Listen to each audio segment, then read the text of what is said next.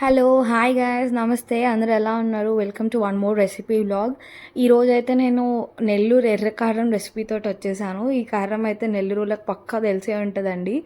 If మీరు కూడా తెలియకపోతే పక్కా ట్రై చేయండి, చాలా చాలా బాగుంటుంది.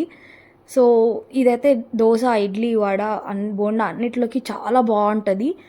ఇక్కడైతే ఫస్ట్ మీరు ఒక 10 నుంచి 12 ఎండుమిరపకాయలు వేడి నీళ్ళలో నానబెట్టేసుకోండి. ఒక 5 నిమిషాలు నానబెడితే సరిపోతుందండి.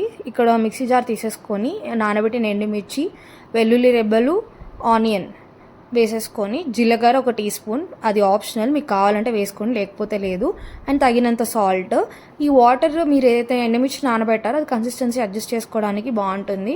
మీకు ఎంత లూజ్ కావాలో అంత వాటర్ అడ్జస్ట్ చేసుకొని ఆ కన్సిస్టెన్సీ అడ్జస్ట్ చేసేసుకోండి.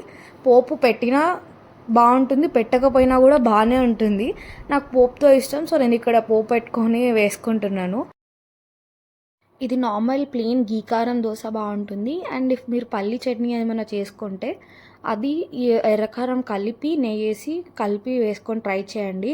అది కూడా చాలా టేస్ట్ ఉంటుంది, తప్పకుండా ట్రై చేయండి. అండ్ ఇది మేము లాంగ్ వీడియో మార్నింగ్ బ్లాగ్ అయితే అప్లోడ్ చేస్తున్నాను. Please go and check it out. Link అయితే మీకు కింద ఇచ్చేస్తున్నాను, అది కూడా చూసేసేయండి.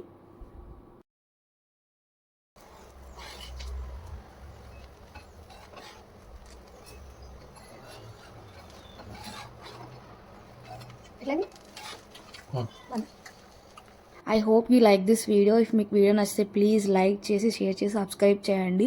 చాలామంది సబ్స్క్రైబ్ చేయట్లేదండి, ప్లీజ్ సబ్స్క్రైబ్ చేయండి. Bye, ta-ta, love you, see you all.